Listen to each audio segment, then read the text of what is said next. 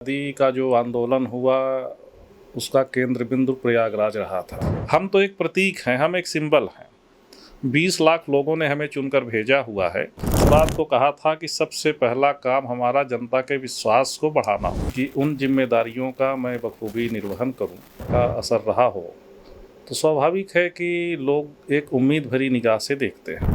देश के प्रधानमंत्री नरेंद्र मोदी जी को हम लोग देखते हैं तो अपने आप काम करने की इच्छा जो है कि प्रयागराज में कुंभ मेले के दौरान लगभग 67 करोड़ लोग वहाँ पर आए और प्रधानमंत्री जी ने सबसे पहले इसी बात को कहा कि सबका साथ सबका विकास। पूरे केंद्र और प्रदेश की सरकार का खजाना जो है प्रयागराज के लिए खोल दिया था। गांव में भी 18 घंटे बिजली मिल रही है, कस्बों में 22 घंटे बिजली मिल रही है, शहरों में 24 घंटे बिजली मिल रही है। नमस्कार, मैं विजय।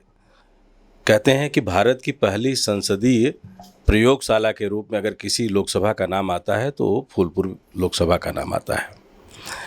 पंडित नेहरू से शुरू हुई यह कवायद 1977 के बाद 12 में से 11 ओबीसी चेहरों के नेतृत्व में रखी गई, या यूँ कहें कि यहाँ का प्रतिनिधित्व ही ओबीसी के साथ रहा। लेकिन इन सब से इतर हट करके आज एक शख्स जो बैठा है हमारे बीच में, नाम है प्रवीण पटेल। विधायक से लेकर के सांसद तक का सफ़र और अब सांसद रत्न। तो कैसा लग रहा है सबसे पहले संसद रत्न के रूप में आपको जब नवाजा गया था? देखिए, इसका श्रेय हमारे क्षेत्र की जनता को जाता है। जैसा कि अभी आपने चर्चा ही की, आज़ादी के आंदोलन के बाद चूँकि आज़ादी का जो आंदोलन हुआ उसका केंद्र बिंदु प्रयागराज रहा था और आज़ादी के बाद पंडित जवाहरलाल नेहरू वहाँ से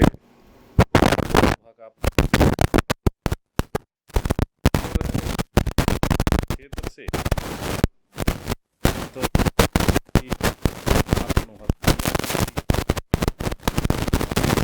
कमला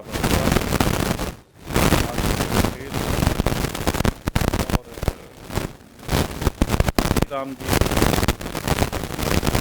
है, लोगों ने राजनीति में अमिट छाप छोड़ी। चाहे हम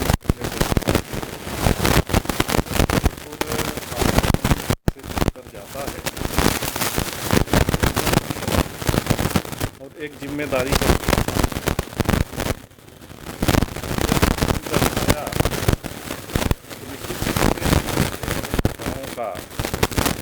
हम लोग के बारे में पढ़ते हैं, उसके बारे में सुनते हैं, तो है कि हम ऐसा कोशिश करें जिससे इस चीज़ की जो गरिमा है वह बरकरार रहे। दबाव, जिम्मेदारी बढ़ जाती है। बिल्कुल, इसलिए कि जब इतने बड़े बड़े नेता किसी सीट से रहे हों जिनका पूरे समाज, पूरे देश और पूरे दुनिया में जिनका असर रहा हो, तो स्वाभाविक है कि लोग एक उम्मीद भरी निगाह से देखते हैं और हमारी भी जिम्मेदारी होती है लोकसभा के प्रतिनिधित्व करने के नाते कि उन जिम्मेदारियों का मैं बखूबी निर्वहन करूं।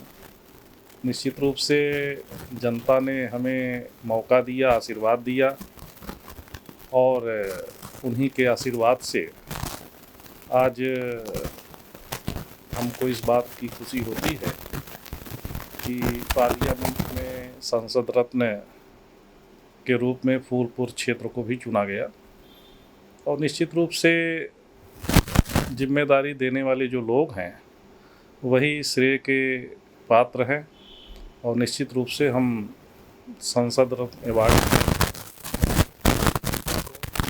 अपने क्षेत्र में एक बहुत ही बड़ा प्रभाव रहा है और उन्होंने सामाजिक जीवन में, राजनीतिक जीवन में बहुत कार्य किए हैं, तो हमारे प्रेरणा स्रोत के रूप में हैं। और निश्चित रूप से जब देश के प्रधानमंत्री नरेंद्र मोदी जी को हम लोग देखते हैं तो अपने आप काम करने की इच्छा जो है, इसलिए कि जब हम लोग देखते हैं कि सवेरे से लेकर रात तक लगातार बिना कि लगातार वो जिस तरीके से काम करते हैं, और जब हम लोग चुनकर आए तो उन्होंने जब पहली बैठक हमारे सांसदों की ली तो उन्होंने बहुत ऐसी बातों को हम लोगों के सामने रखा कि किस तरीके से हम लोग को काम करना चाहिए, इसलिए कि जो जनता है वो उम्मीद भरी निगाहों से देखती है और लगातार उनकी निगाह आप पर बनी रहती है।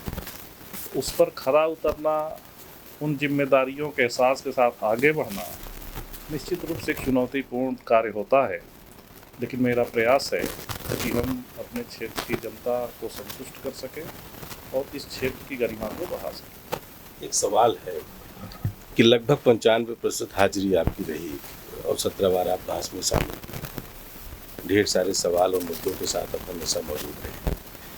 जो फूलपुर की पूरी आबो हवा है वो ऐसा नहीं लगता है और ये सब गायब हो गए, तो क्या इन सब के पीछे ही आपका कारण था कि आजमाइश करना?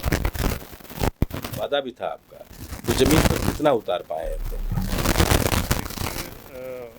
हम लोग सौभाग्यशाली मानते हैं कि प्रयागराज में हम लोगों का जन्म हुआ।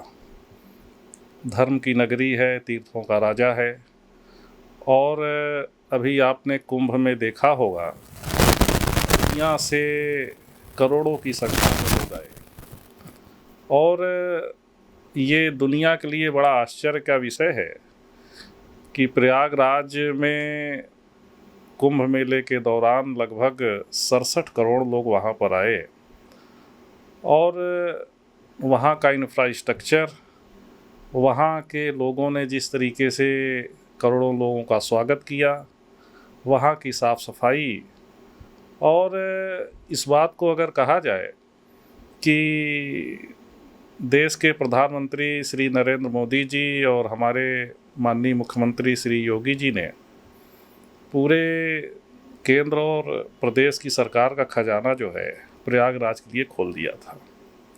हम लोगों के लिए एक अच्छा अवसर भी था। कुंभ के दौरान लोगों को स्वागत करने का हम लोग को मौका मिल रहा था, और देश के प्रधानमंत्री और माननीय मुख्यमंत्री के जौना धन की कोई कमी नहीं थी, इसलिए हम लोगों ने जितने भी प्रोजेक्ट दिए वह लगभग सभी प्रोजेक्ट पास हुए। और आज अगर देखा जाए तो प्रयागराज एक नया प्रयागराज का आकार ले रहा है। जहाँ तक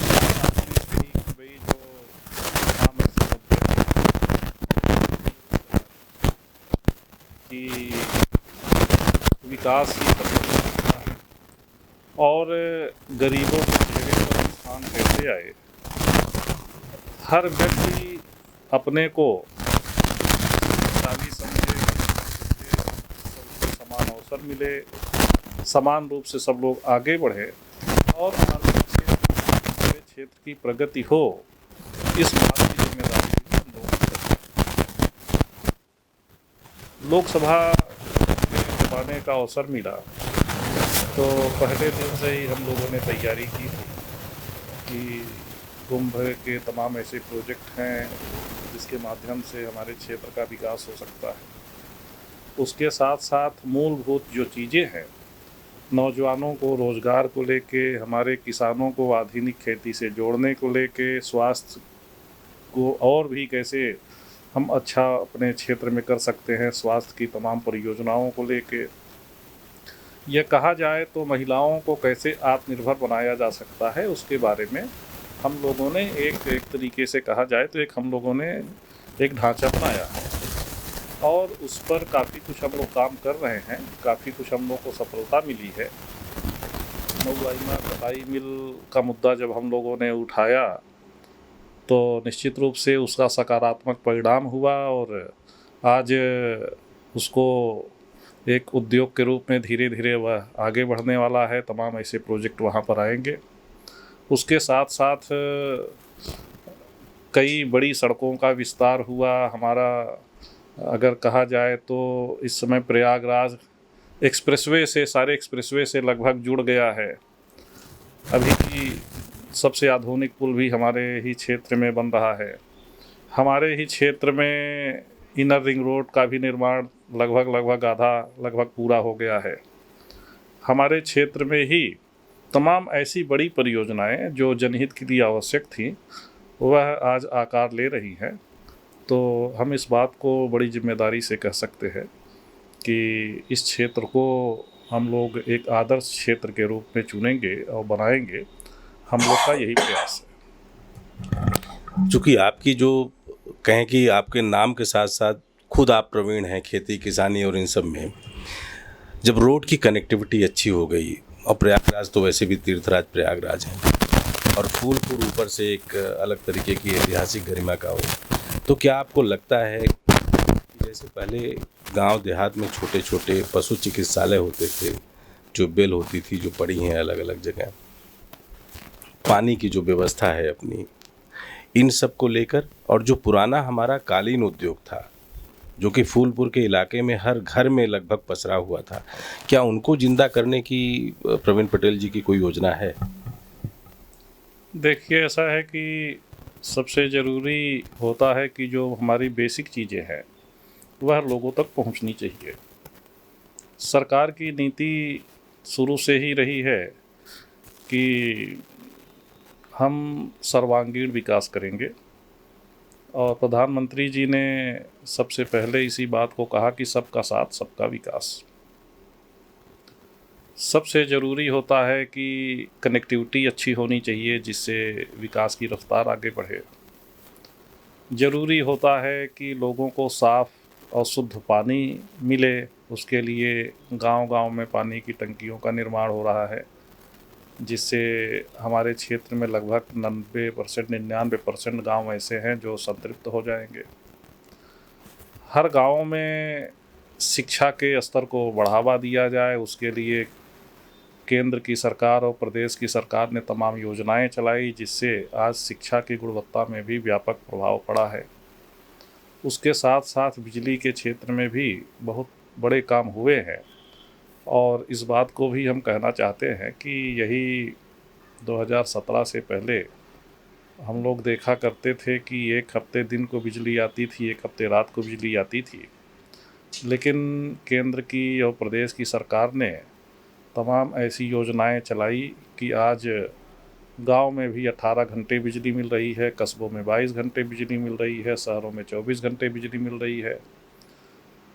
विद्युतीकरण किया जा रहा है, जो मजरे छूट गए थे, जो गांव छूट गए थे, जो जर्जर तार थे उसको बदलने का काम किया जा रहा है। ट्रांसफार्मर को क्षमता वृद्धि की जा रही है। जो हमारे ट्यूबवेल और तमाम चीज़ें हैं उनके लिए अलग से लाइन की व्यवस्था की जा रही है। तो कहा जाए तो बिजली, पानी, सड़क और बाकी और तो आप जान ही रहे हैं कि भाई लगभग 80% लोगों का गांव में राशन मिल रहा है। नरेगा के द्वारा उनको वहीं गांव में ही रोज़गार उपलब्ध कराया जा रहा है। स्वयं सहायता समूह के माध्यम से बहुत सारी हमारी बहनें हैं, माताएं हैं जिन्होंने स्वयं सहायता समूह के माध्यम से अपने जीवन यापन में गुणात्मक परिवर्तन किया, आर्थिक रूप से काफ़ी समृद्धि हुए। तो निश्चित रूप से अगर कहा जाए तो इधर पिछले कुछ सालों में बड़ा गुणात्मक परिवर्तन हुआ है, बड़ा क्रांतिकारी परिवर्तन हुआ है लोगों के सोच में, लोगों के विचार में, लोगों की जीवन शैली में। तो अगर कहा जाए तो माननीय प्रधानमंत्री जी का जो ये 11 साल का कार्यकाल रहा है वो एक स्वर्णिम काल रहा है अपने देश के लिए। और आप भी जानते हैं कि एक समय उत्तर प्रदेश और बिहार को बीमारू राज्य के रूप में कहा जाता था और लोग इस बात को कहते थे कि भाई उत्तर प्रदेश में तो कुछ है नहीं, न तो उद्योग लग सकता है, न पढ़ाई अच्छी हो सकती है। और एक तरीके से कहा जाए तो जब कांग्रेस की तमाम विपक्ष की जो पार्टियां हैं, जब उनकी सरकारें थी, उन्होंने माफियाओं का प्रदेश बना दिया था। हर ज़िले में माफिया रहा करते थे, गुंडई बदमाशी हुआ करती थी। लेकिन आपने देखा कि जब से माननीय मुख्यमंत्री श्री योगी जी ने उत्तर प्रदेश की कमान संभाली है, तब से जीरो टॉलरेंस की नीति के तहत माफियाओं का सफाया हुआ है, गुंडागर्दी ख़त्म हुई है, एक विकास का माहौल बना है, सबसे ज़्यादा एक्सप्रेसवे वाला प्रदेश बना है, सबसे ज़्यादा पेयजल की योजनाओं को लागू करने वाला प्रदेश बना है, सबसे ज़्यादा आवास देने वाला प्रदेश बना है। अगर कहा जाए तो आज उत्तर प्रदेश पूरे देश में नंबर 1 की ओर आगे बढ़ रहा है। आर्थिक रूप से भी हम लोग बहुत तेज़ी से आगे बढ़े हैं और उसमें प्रयागराज का कुंभ के दौरान जो आर्थिक प्रगति हुई है, वहाँ के लोकल लोगों को भी आर्थिक लाभ मिला है। निश्चित रूप से ये अच्छा संकेत है। और अभी माननीय प्रधानमंत्री जी और माननीय मुख्यमंत्री जी ने एक और जो अच्छा काम किया कि हमारे काशी विश्वनाथ, हमारी मर्यादा पुरुषोत्तम भगवान राम, अयोध्या नगरी और प्रयागराज, इसको एक सर्किट के रूप में डेवलप किया जा रहा है। कनेक्टिविटी अच्छी हो गई, एयर कनेक्टिविटी हो गई, रेलवे कनेक्टिविटी हो गई। तो इस तरीके से ऐसे ही हो रहा है कि कोई भी जब जाता है तो वो प्रयाग आता है, फिर अयोध्या भी जाता है, काशी विश्वनाथ के भी दर्शन करते हैं। तो इससे पर्यटन के क्षेत्र में भी बड़ा व्यापक फ़र्क पड़ा है और वहाँ इसका लाभ आम आदमी को मिल रहा है। तो निश्चित रूप से आने वाले समय में ऐसा हम लोग समझते हैं कि हम लोग तमाम योजनाओं के माध्यम से इस क्षेत्र का विकास तो होगा ही, इसको उत्तर प्रदेश में नंबर 1 स्थान पर हम लोग लाने का प्रयास करेंगे। एक सवाल उठता है कि जब संसद में आपकी हाजिरी औसत से भी सबसे ऊपर है, मतलब 91% तो कहते हैं कि यूपी वाले सांसद रहते हैं और आप 95% से ऊपर हैं, तो संसदीय क्षेत्र में आपकी हाजिरी का क्या हुआ है? देखिए, संसदीय क्षेत्र में तो हम हमेशा बने रहते हैं और चुनाव के समय भी जब लोग हमसे एक प्रश्न पूछ रहे थे, हमारे पत्रकार साथी भी पूछा करते थे कि भाई सबसे पहला आपका काम क्या होगा, तो हमने इस बात को कहा था कि सबसे पहला काम हमारा जनता के विश्वास को बढ़ाना होगा। इसलिए कि जब जनता का एक विश्वास होता है, जब उनको ये लगता है कि हमारा भाई है, हमारा बेटा है, वो हमारी बातों को आगे रखेगा और एक दूसरे से जब जुड़ाव रहता है, भावनात्मक जुड़ाव रहता है, तो निश्चित रूप से सब लोग मिलकर, इसलिए कि देखिए हम तो एक प्रतीक हैं, हम एक सिंबल हैं। 20 लाख लोगों ने हमें चुनकर भेजा हुआ है, तो निश्चित रूप से 20 लाख मतदाताओं की भावनाएं हैं और जनता की भावनाएं हैं। तो निश्चित रूप से एक बड़ी जिम्मेदारी का जो एहसास होता है, तो हम लोगों ने ऐसा वो अपना बनाया हुआ है कि पार्लियामेंट चूँकि देश का लोकतंत्र का सबसे प्रथम और सबसे बड़ा मंच है, जिसके माध्यम से ही हम दुनिया तक, देश तक अपनी आवाज़ को पहुंचा सकते हैं, तो निश्चित रूप से उस मंच का ज़्यादा से ज़्यादा उपयोग कर सके। ऐसे सदन का हम लोग हर पल का, हर क्षण का उपयोग कर सके। माननीय प्रधानमंत्री जी के शब्दों में कि हर पल हर क्षण अपने क्षेत्र के लिए आप जिए और निश्चित रूप से अच्छी नीयत के साथ, अच्छे विजन के साथ और अच्छे टारगेट के साथ आप काम करेंगे तो निश्चित रूप से सफलता आपको मिलेगी। तो मेरी भी ये कोशिश रहती है कि मैं 100% पार्लियामेंट में उपस्थित रहूं और जितनी देर तक चलता है पार्लियामेंट, मेरी कोशिश रहती है कि पूरे देर तक मैं उपस्थित रहूं। इसलिए कि जब हम वहां पर रहेंगे तभी अपनी बातों को रख पाएंगे, चाहे 0 आवर की बात होगी, चाहे 377 की बात होगी, चाहे क्वेश्चन आवर की बात होगी, चाहे प्राइवेट मेंबरशिप बिल की बात होगी और भी जो विधेयक आते हैं, तभी हम अपने वक्तव्यों को, अपनी विचारों को वहाँ पर रख पाएंगे। तो हमें इस बात का संतोष है कि पिछले वर्ष में पार्लियामेंट जितने भी दिन चली उसमें लगभग 1 दिन 2 दिन का छोड़ दीजिए गए, नहीं तो 100% मेरी उपस्थिति रही और मैंने अपने क्षेत्र के मुद्दों को भरपूर तरीके से सदन में रखने का काम किया। उसका फलस्वरूप क्षेत्र के कई परियोजनाएं धीरे धीरे आगे बढ़ी हैं और उसके साथ क्षेत्र में भी मेरी ये हमेशा कोशिश रहती है कि जितने दिन भी, इसलिए कि ज़्यादा दिन तो हमें क्षेत्र में ही रहना होता है, तो सुबह से लोगों से मिलते जुलते और क्षेत्र में लगातार मेरा दौरा चलता रहता है। और आप इस बात को देख भी सकते हैं सोशल मीडिया पर, तमाम आपको जानकारी भी हो जाएगी कि कोई भी ऐसा दिन नहीं होता जिस दिन क्षेत्र का भ्रमण हम न करते हों, जिस दिन क्षेत्र के विकास के लिए कोई काम न करते हों।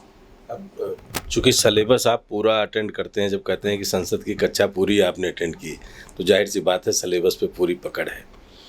जब हम सिर्फ फूलपुर की बात करें, तीर्थराज प्रयाग का गौरव, कुंभ की अपनी पराभव और फूलपुर की अपनी जो महत्ता है, और आपका एक लंबा अनुभव, जिसे हम कहें कि मतलब आप खुद प्रवीण हो गए हैं सोशल बॉन्डिंग को समझने में और उसको करने में, तो क्या अब लगता है कि जो हमारे अपने क्षेत्र की व्यवस्था, जैसे आपने साई की मांग की कि वहाँ स्पोर्ट्स अथॉरिटी ऑफ इंडिया का वो होना चाहिए, आपने ITI की बात की, एक तरफ इफ़को पहले से बैठा हुआ है हमारे यहाँ, तो क्या आज प्रवीण पटेल जी की कोई ऐसी सियासी ताना बाना बुन रहे हैं कि हम स्टेडियम अच्छे कर सकें, स्किल डेवलपमेंट के अच्छे सेंटर्स खोल सकें, पुराने जो ख़त्म हो चुके वेटनरी हॉस्पिटल्स हैं छोटे छोटे गांव में, चूँकि फूलपुर की ताकत कहीं ना कहीं खेती थी, तो उसको उभारने का कोई ऐसा तरीका आपने बुना है अलग तरीके से? क्योंकि बतौर सांसद आपकी जिम्मेदारी कुछ ज़्यादा बढ़ जाती है राज्य सरकार की अपनी योजनाओं के ऊपर, थोड़ा लोग सोचते हैं। देखिए, हम लोग भी इस बात को महसूस करते हैं कि जो परंपरागत खेती है उससे हटकर भी हमारे किसानों को सोचना पड़ेगा। और हमारे क्षेत्र की 90% जनता खेती किसानी से जुड़ी हुई है, तो आधुनिक खेती के साथ उनको कैसे जोड़ा जाए, ये हम लोगों के सामने एक चैलेंज है। मेरा प्रयास यही हो रहा है कि कुछ ऐसे मॉडल के रूप में डेवलप किया जाए जिससे लोग आधुनिक खेती से परिचित हों और उनकी आय भी बढ़ सके। उसके लिए कुछ चीज़ों पर हम लोग अध्ययन कर रहे हैं। कुछ अपने जो प्रगतिशील किसान हैं उनको हम लोग की योजना है कि जो कृषि विज्ञान केंद्र हैं ऐसी जगहों पर ले जाएं, वैज्ञानिकों से उनकी साक्षात्कार कराएं, वहाँ पर फसल कैसे उगाते हैं, कैसे उसका उत्पादन हो सके, विपणन कैसे हो सके, इन सब चीज़ों को कैसे हम लोग आगे बढ़ा सकते हैं, इन सब चीज़ों की हम लोगों की योजना है। इसलिए कि जब तक हमारा किसान आधुनिक खेती से नहीं जुड़ेगा तब तक उसकी आय नहीं बढ़ेगी। और निश्चित रूप से ये एक ऐसा सेक्टर है, अगर इसमें जो हम लोग प्रयोग करना चाहते हैं उसमें अगर हम लोग को सफलता मिली तो निश्चित रूप से बड़ा क्रांतिकारी परिवर्तन किसानों के जीवन में आएगा। दूसरी रही बात, तमाम इस समय हम देख रहे हैं कि MSME के अंतर्गत गवर्नमेंट की तमाम ऐसी स्कीमें हैं जिससे हमारे जो युवा हैं, हमारी जो महिलाएं हैं, वह भी आत्मनिर्भरता की ओर बढ़ रही हैं। गांव-गांव में अब आप जाइए देखिए तो स्वयं सहायता समूहों का गठन हुआ है और वो लोग कुछ न कुछ काम करना चाहते हैं। पहले का अनुभव हम बताएं कि पहले जब हम लोग गांव में जाते थे तो लोग इस बात की चर्चा करते थे कि भाई हमको हैंडपंप दे दीजिए, हमको शौचालय दे दीजिए, हमको हमारे यहाँ सड़क बनवा दीजिए। लेकिन अब हम लोग गांव में जाते हैं तो महिलाएं इसकी चर्चा नहीं करती कि हमारी पेंशन लगवा दीजिए, इसकी चर्चा करती हैं कि भाई हम भी काम करना चाहते हैं, हम भी समूह का गठन कर रहे हैं, हमको भी कोई ऐसी योजना से जोड़िए जिससे हमारी भी आय बढ़ सके, हमारे बच्चों को बेहतर शिक्षा मिल सके, उनको आगे बढ़ाने का अवसर मिल सके। तो लोगों की सोच में बड़ा परिवर्तन आया है। और इसके पीछे अगर किसी एक शख्स को अगर हम देखें तो माननीय प्रधानमंत्री जी हैं, जिनके आह्वान से, जिनकी नीतियों से, जिनकी योजनाओं का लाभ आज पूरे देश में सभी वर्ग के लोगों को मिल रहा है। देश तो आगे बढ़ ही रहा है, समाज भी बड़ी तेज़ी से आगे बढ़ रहा है। आप भी जान रहे हैं कि बड़ी संख्या में, करोड़ों की संख्या में गरीबी रेखा से ऊपर लोग आए हैं। हमारी देश की अर्थव्यवस्था आज 5वें नंबर की अर्थव्यवस्था है और सबसे तेज़ी से बढ़ने वाली अर्थव्यवस्था है। आगे हम लोग का टारगेट है कि तीसरी सबसे बड़ी अर्थव्यवस्था तक हम लोग पहुँचे। तो अभी स्पोर्ट्स की चर्चा आपने की, स्पोर्ट्स एक बहुत बड़ा सेक्टर है और आने वाले समय में, भविष्य में नौजवानों के लिए रोज़गार का भी एक बहुत बड़ा सेक्टर है।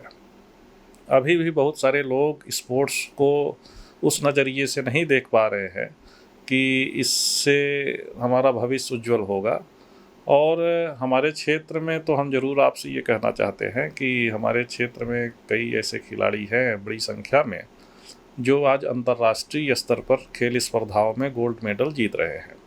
अभी आपने सुराव में आपने देखा होगा कि रेशमा पटेल, इंद्रजीत पटेल, या कह लीजिए कि बहुत सारे ऐसे खिलाड़ी हैं जिनका नाम लेंगे तो अभी समय लगेगा, लेकिन सैकड़ों की संख्या में ऐसे खिलाड़ी हैं जिनके पास मूलभूत चीज़ें तो नहीं हैं, लेकिन अपनी काबिलियत के दम पर, अपनी मेहनत के दम पर वह आज पूरे देश और दुनिया में अपना स्थान बना रहे हैं।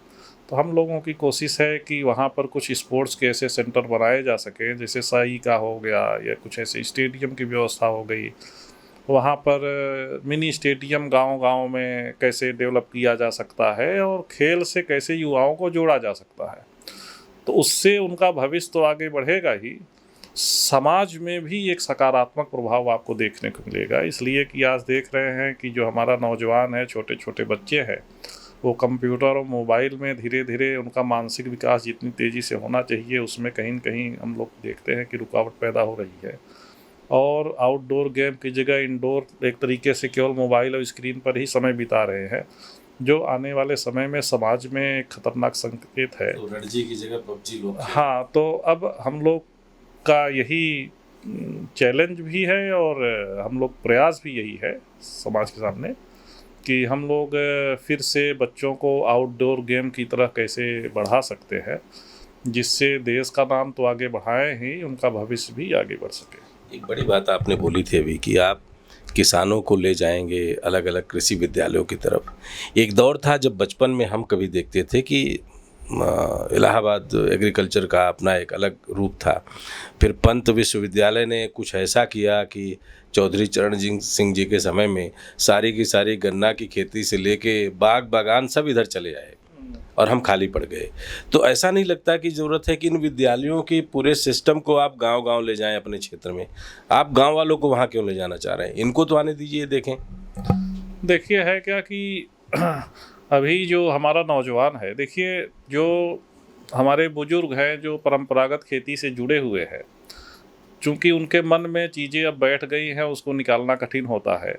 लेकिन जो हमारा नौजवान है, जो भविष्य देख रहा है, वो भी सोचता है कि जैसे आईटी सेक्टर में लोग काम कर रहे हैं, अच्छे तनख्वाह मिल रही है, अच्छा पैसा कमा रहे हैं, अच्छा जीवन जी रहे हैं, ये तमाम अच्छे पदों पर हैं जिससे उनका जीवन उज्जवल हुआ है।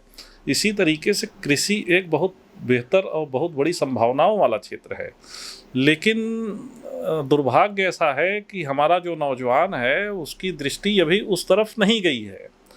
अभी बहुत सारे लोग आपको उदाहरण के रूप में मिल जाएंगे जो आधुनिक खेती से जुड़े हुए हैं, करोड़ों रुपए कमा रहे हैं। उन लोगों ने बहुत बड़ी बड़ी नौकरियों से इस्तीफ़ा दे दिया है और सीधे सीधे किसानी और खेती के माध्यम से ही वो एक नाम पैदा कर रहे हैं। हमारा कहने का मतलब है कि जब वो जाएंगे और उनकी काउंसलिंग होगी और प्रैक्टिकल रूप में वो देखेंगे कि उत्पादन की क्या स्थिति है, विपणन की क्या स्थिति है, कैसे हम इसको अपने साथ जोड़ सकते हैं, इसकी आने वाली संभावनाएं क्या है। आज पूरी दुनिया एक बाज़ार के रूप में आपके सामने है, तो ऐसी स्थिति में केवल देश नहीं दुनिया तक हमारे उत्पाद पहुँचे, हमारी मिट्टी कैसी है, किस तरीके से हम चीज़ों को, हमारे यहाँ का वातावरण कैसा है, कैसी फसल की ज़रूरत है, किन चीज़ों को हम आगे बढ़ाएं जिससे बाज़ार हमको उपलब्ध हो सके। तो एक तरीके से कहा जाए तो बहुत संभावनाओं वाला क्षेत्र है।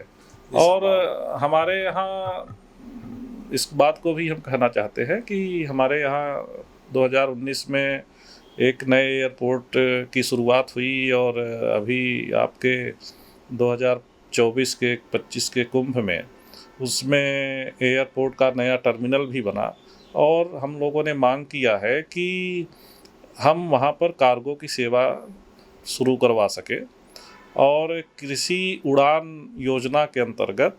इसलिए कि देखिए एक बात हम लोग भी जानते हैं कि किसानों के सामने एक समस्या तो रहती है कि भाई उत्पादन तो कर लिए लेकिन उनको बाज़ार कैसे उपलब्ध हो। इसलिए कि अगर कोई फसल हम उगाते हैं, कोई फल हम पैदा करते हैं, तो ऐसी स्थिति में उसको हम कहाँ बेचने जाएं, कैसे हमको ज़्यादा से ज़्यादा दाम मिले।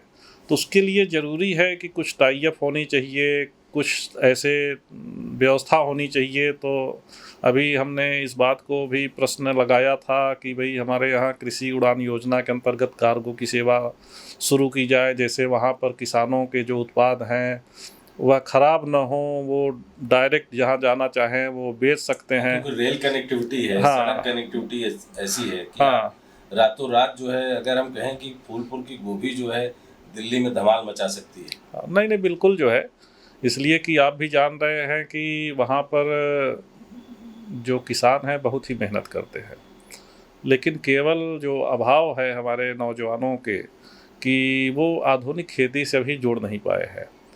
तो मेहनत पूरा कर रहे हैं, पैसा भी पूरा लगा रहे हैं, पूरा नीयत अच्छी है, ना तो नीयत, फर्टिलाइजर, हाँ, केमिकल, सब स्प्रे कुछ नहीं यूज कर रहे हैं। तो फिर ऐसे प्रोडक्ट्स को तो आप बोलिए कि बाय डिफॉल्ट ऑर्गेनिक है। हाँ बिल्कुल जो है। तो हमारा इस पर प्रयास गंभीरता से है कि इसमें कैसे हम किसानों को जोड़ सकते हैं। अपने यहाँ के बच्चों को, युवाओं को, खेतीहर लोगों को, मजदूरों को, शिक्षकों को, जो भी हैं, सबको एक लाइन का क्या संदेश देंगे? चूँकि अब आपके नाम के आगे एक रत्न शब्द जुड़ गया है, तो शायद जितनी जिम्मेदारी आपकी अब है इसको ऊपर करने की, उतनी क्षेत्र की जनता की भी है।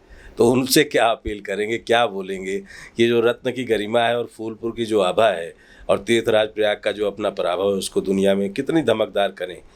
चाहे वो कुटीर उद्योग हो, चाहे कालीन उद्योग हो, चाहे अमरूदों के जो बाग वजूद अपना खो चुके हैं उनकी वापसी की हो, आम के बगीचों की हो, या फिर अपनी भाजी तरकारी की जो धमक है उसकी हो।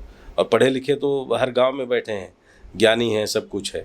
तो धर्म भी है, पर्यटन भी है, लेकिन सोच के लिए क्या बोलेंगे, क्या बदलें, क्या कहें? देखिए, हम यही कहना चाहते हैं कि माननीय प्रधानमंत्री जी ने जो आह्वान किया है, तमाम योजनाएं उन्होंने शुरू की है, स्टार्टअप योजना के अंतर्गत, मुद्रा योजना के अंतर्गत और MSME के अंतर्गत तमाम गवर्नमेंट सब्सिडी भी दे रही है।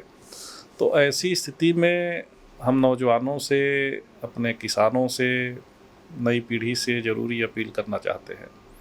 एक तो हमको आँख बंद करके नहीं चलना है, आज आँख खोल कर चलने का समय है। आज हमारे सामने केवल प्रयागराज, केवल उत्तर प्रदेश और भारत नहीं, पूरी दुनिया हमारे सामने है। आज जिस भी क्षेत्र में हम काम करना चाहते हैं, कोई भी ऐसा क्षेत्र नहीं है जिसमें अपार संभावनाएं नहीं हैं। जिस क्षेत्र में आपकी रुचि है, जिस क्षेत्र में आप काम करना चाहते हैं, उस क्षेत्र के बारे में हमको अध्ययन करना चाहिए, उसके बारे में जानकारी करनी चाहिए और उस ओर तेज़ी से कदम बढ़ाना चाहिए। देश के सामने अगर देखा जाए तो बहुत सारे ऐसे उदाहरण हैं, और कहा जाए तो 99% ऐसे लोग हैं जो बुलंदियों पर पहुँचे हैं, जिनके पास कभी संसाधन नहीं था, जिनके पास आर्थिक रूप से बहुत मजबूती नहीं थी, जिनके घर परिवार के लोग बहुत पढ़े लिखे नहीं थे, लेकिन केवल एक सोच थी, एक विचार था, एक दृष्टि थी, एक सपना था, जिसके सहारे वो आगे बढ़ सके। तो निश्चित रूप से हम अपने क्षेत्र के युवाओं को ये आह्वान करना चाहते हैं कि डॉक्टर अब्दुल कलाम साहब इस बात को कहा करते थे कि हमको सोते हुए सपने नहीं देखना है, हमको खुली आंखों से सपने देखना है, उस सपनों को साकार करना है। और उन सपनों को साकार करने के लिए हम निश्चित रूप से जब कदम से कदम बढ़ाएंगे तो उसमें हमको सफलता मिलेगी। और एक बात ज़रूर हम कहना चाहते हैं कि जैसा आप सोचते हैं और वैसा अगर करते हैं तो वैसा ही बन जाते हैं। तो सबसे पहले तो हमारी सोच, हमारा सपना, और उस आधार पर हम अपने कदम को आगे बढ़ाएं और बड़ी दृष्टि लेकर चलें, बड़े सपने को लेकर चलें, इसलिए कि दुनिया आज अपार संभावनाओं वाला क्षेत्र है। तो अगर उस राह पर हम आगे चलेंगे तो निश्चित रूप से उसमें हमारे क्षेत्र का तो नाम होगा ही, प्रयागराज का तो नाम होगा ही, देश का भी नाम बढ़ेगा और दुनिया में लोग प्रयागराज और फूलपुर के बारे में जानेंगे। अब एक आखिरी सवाल है कि बतौर सांसद आपने फूलपुर लोकसभा क्षेत्र में कुछ उम्मीदें देखी होंगी, कुछ संभावनाएं आपने तलाशी होंगी, कुछ वायदे किए होंगे और कुछ काम करने की आपके अंदर अलख रही होगी। तो कितने ऐसे आदर्श गांव, कितने ऐसे आदर्श प्रोजेक्ट, कितने ऐसे आदर्श जिसे बोलते हैं कि पद छाप आप छोड़ पाए हैं अभी तक, जो आपको लगता है कि प्रवीण पटेल ने बतौर सांसद फूलपुर की पूरी क्षेत्र की जनता के साथ न्याय किया है? क्योंकि एक सामाजिक न्याय की जो बात लोग करते हैं, तो आपने कितना न्याय किया है लोकसभा में, और कहाँ लगता है कि आपको अभी मुझे बहुत कुछ करने की ज़रूरत है? देखिए, ये तो सही है कि अभी बहुत कुछ करने की ज़रूरत है। सबसे पहला तो हमारा लक्ष्य यही है कि जो बेसिक चीज़ें हैं वह पूरी तरीके से हमारे क्षेत्र को मिल सकें। हमारे क्षेत्र में कोई भी ऐसा गांव न रहे जो कनेक्टिविटी से सड़क अच्छे न हो, जहां पर कोई भी ऐसा गांव न रहे जहां पर जो है पानी की व्यवस्था न हो, कोई ऐसा गांव न हो जहां पर स्वास्थ्य की व्यवस्था न हो, कोई ऐसा गांव न हो जहां पर बिजली की व्यवस्था न हो। एक तरीके से कहा जाए तो जो बेसिक चीज़ें हैं वह सबसे पहली हमारी प्राथमिकता है कि सबसे पहले तो हम ऐसे गांवों को हम लोग चिन्हित कर रहे हैं जहां पर अभी पानी की समस्या दूर नहीं हुई, ऐसे गांवों को चिन्हित कर रहे हैं, ऐसे मजरों को चिन्हित कर रहे हैं जहां पर अभी सड़क की कनेक्टिविटी नहीं हुई है, ऐसे मजरों और गांवों को चिन्हित कर रहे हैं जहां पर अभी बिजली से उसको नहीं जोड़ा गया है, ऐसे गांव और ऐसे कस्बों को चिन्हित किया जा रहा है जहां पर स्वास्थ्य के लिए और कैसे हम इंतज़ाम कर सकते हैं। तो सबसे पहली प्राथमिकता तो हमारी ये है कि बेसिक चीज़ें कैसे वहाँ तक पहुँचें, और इसमें काफ़ी कुछ सफलता हम लोग को मिली है, इसलिए कि केंद्र की सरकार और प्रदेश की सरकार ने जितनी भी योजनाएं चलाई हैं, सबसे ज़रूरी यही था कि उन्होंने कमज़ोर तबकों के लिए, गरीबों के लिए और गांव के विकास के लिए, शहरों के विकास के लिए मूलभूत जो चीज़ें हैं वह उपलब्ध हों। इसलिए कि जब हमारा बेसिक इंफ्रास्ट्रक्चर तैयार हो जाता है उसी पर हम इमारत खड़ा कर सकते हैं। दूसरा, कैसे उनको रोज़गार से जोड़ा जा सके। रोज़गार के दो माध्यम हैं, एक तो सरकारी या प्राइवेट कंपनियों में लोग नौकरी करते हैं, एक स्वरोज़गार शुरू करना चाहते हैं। हम लोग भी जानते हैं कि निश्चित रूप से जब स्वरोज़गार शुरू करेंगे तो उसमें तमाम लोगों को नौकरियां भी देने का काम करेंगे, और महिलाओं को कैसे आत्मनिर्भर बनाया जा सके। इसलिए कि देखिए, महिलाएं जब आत्मनिर्भर होंगी तो निश्चित रूप से उन बच्चों के जीवन पर और सामाजिक जीवन पर एक गुणात्मक प्रभाव आपको देखने को मिलेगा। उसके साथ साथ हमारे प्रयागराज और फूलपुर में स्वास्थ्य की कोई बड़ी परियोजना वहाँ पर डेवलप हो सके, उसके लिए हम लोगों ने एम्स के लिए लगातार हम लोग मांग कर रहे हैं, हम लोग का प्रयास भी जारी है, या स्वास्थ्य की कोई और भी ऐसी बड़ी व्यवस्था हो सके जिससे वहाँ पर हमको लखनऊ की तरफ ना देखना पड़े, दिल्ली की तरफ ना देखना पड़े। उसके साथ साथ स्पोर्ट्स के क्षेत्र में हम लोग कोशिश है कि बच्चों को खेल कूद से कैसे उनको प्रोत्साहित किया जाए, कैसे आगे बढ़ाया जाए, उसके बारे में भी हम लोगों ने खाका तैयार किया हुआ है। और उनके साथ साथ इंफ्रास्ट्रक्चर हमारा जो है वो आधुनिक इंफ्रास्ट्रक्चर हो, इसलिए कि आज आप देख रहे हैं कि जिस तरीके से दुनिया आगे बढ़ रही है उसमें इंफ्रास्ट्रक्चर का ही सबसे बड़ा योगदान है। तो ऐसी स्थिति में चूँकि कुंभ नगरी होने के नाते भी सरकार की भी कोशिश रहती, हम लोग का भी प्रयास रहता है कि आधुनिक इंफ्रास्ट्रक्चर ज़्यादा से ज़्यादा वहाँ मजबूत हो। अभी हम लोगों का प्रयास है कि वहाँ पर मेट्रो की भी सेवा शुरू हो सके, उसके लिए भी जो है हम लोगों ने प्रपोजल भेजा है, उस पर भी काफ़ी कुछ काम हुआ है। उसके साथ साथ हमारा शास्त्री जो पुल है जो कि वाराणसी और प्रयागराज को जोड़ने का काम करता है, आप भी जान रहे हैं कि वहाँ पर काफ़ी पुराना पुल हो गया है, और इस समय ट्रैफिक भी इतनी ज़्यादा हो गई है कि कई बार जाम की स्थिति लगी रहती है। तो हम लोगों ने माननीय मुख्यमंत्री जी से इस बात की मांग की थी, उसमें भी माननीय मुख्यमंत्री जी ने कुंभ के समय उन्होंने इस बात की घोषणा भी की कि भाई शास्त्री पुल के पैरेलल हम एक नया पुल बनाने का काम करेंगे।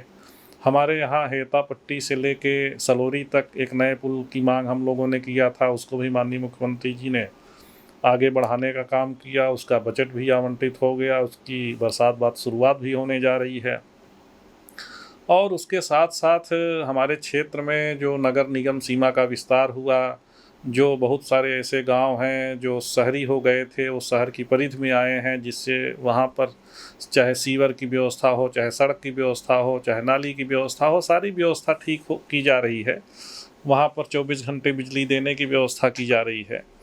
तो अगर कहा जाए तो सभी क्षेत्रों में हम लोग का प्रयास है, इसलिए कि कोई भी ऐसा क्षेत्र अछूता न रहे जिससे कि किसी को ये लगे कि भाई देखिए ये क्षेत्र छूट गया है। और निश्चित रूप से एक लंबी परियोजनाएं हैं। हम भी जानते हैं कि केवल 5 साल में ही कायाकल्प नहीं हो सकता, लेकिन उसकी नींव तो डाली जा सकती है। जब हम नींव डालेंगे तो उसी पर अच्छा भव्य इमारत खड़ी होगी। हम लोग का प्रयास है कि अपने इस कार्यकाल में एक नींव तैयार करें, मजबूत नींव तैयार करें अपने नौजवानों के लिए, अपने किसानों के लिए, महिलाओं के लिए, गरीबों के लिए, जिससे हमारा समृद्धि और सुखी प्रयागराज और फूलपुर आगे बढ़ सके।